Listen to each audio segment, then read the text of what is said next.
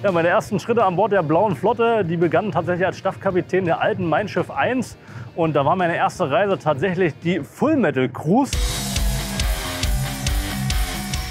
Und ich dachte, Mensch, wo bist du hier denn gelandet?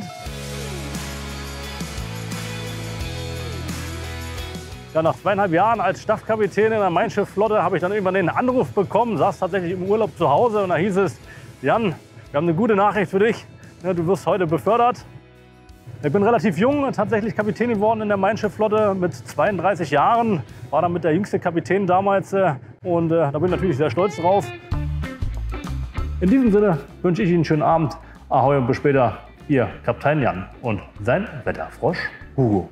Ja, Hugo der Wetterfrosch, der ist tatsächlich aus so einer Brausebrandlaune entstanden, nämlich als ich die Nachricht bekommen habe, dass ich zum Kapitän befördert wurde. Seither sitzt er auf der Brücke und entwickelt sich auch Stück für Stück weiter. Denn erst existierte nur Hugo selbst und dann kam ein Glas dazu, dann kam eine Leiter dazu. Mittlerweile hat er auch eine Freundin, die Pam, und so ist stetig dort Entwicklung.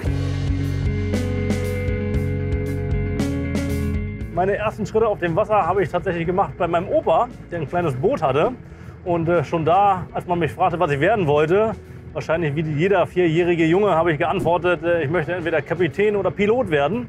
Und ja, der Kapitän ist dann geworden, unerwarteterweise mit einem kleinen Zwischenstopp. Denn ich hatte erst einen Vertrag unterschrieben bei der Deutschen Bahn, Fachrichtung Lokführer. Und so sollte ich eigentlich den Regionalexpress zwischen Brandenburg und Berlin fahren. Und dann ist dann aber irgendwie der Schiffsmechaniker geworden, also eine kombinierte Ausbildung aus Matrose und Maschinenwart. Also 1,5 Jahre ist man oben an Deck und die anderen 1,5 Jahre unten in der Maschine. Und an Deck war es ziemlich spannend, denn ich war auf einem Eisbrecher tätig, der damalig schon 45 Jahre alt war. Also oben auf der Brücke gab es ein riesengroßes Holzsteuerrad. Aber das Ziel war natürlich, Kapitän zu werden. Und ja, so ging es dann für mich mit meinem Seesack nach Flensburg. Und dort habe ich dann quasi das nautische Patent absolviert. Und von da ging es dann direkt weiter nach 2 Jahren, und zwar in die Containerschifffahrt. Schnell wurde mir dann aber klar, dass die Containerschifffahrt nicht mehr so viel Seefahrtsromantik tatsächlich bietet. Und als ich damals so die Phase hatte, überlege, okay, was kann man jetzt noch machen? Da rief mich ein ehemaliger Kommilitone an und der sagte, Mensch, hier du in der Kreuzfahrt, die bauen Schiffe ohne Ende, hast du nicht Lust? Und ja, so kam es dann, dass ich quasi in der Kreuzfahrt gelandet bin und das war super spannend. Dann hat man natürlich Destinationen entdeckt, die man vorher auch nie gesehen hatte.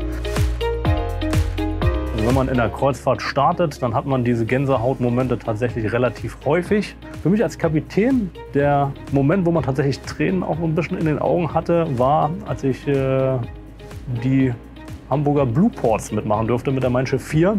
Da wurde ich gerade befördert und das ist im Endeffekt wie so ein Hafengeburtstag, wo der komplette Hafen dann in Blau angestrahlt wird und dann gibt es eine Auslaufparade. Da weiß ich noch, irgendwie auf der rechten Hand Hunderttausende, die da standen und die ganzen Schiffe beobachtet hatten. Auf der linken Seite kam das Feuerwerk. Man war mit seinem Schiff dort.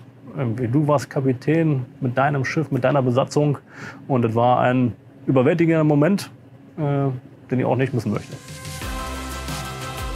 Ein weiterer ganz besonderer Moment tatsächlich war für mich, als wir an meinem Geburtstag bei Blom & Voss mit der Mein Schiff 1 damals auslaufen durften. Das war auch noch an einem Wochenende und die Landungsbrücken, die waren brechend voll. Im Nachgang, wenn man das alles so Revue passieren lässt, dann ist das schon unglaublich. Und dann kommt auch manchmal, muss man einfach sagen, die Überwältigung, dass man das alles mit erleben darf. Und so ein Quäntchen Glück gehört auch immer mit dazu. Aber das hängt ja in meinem Namen mit drin.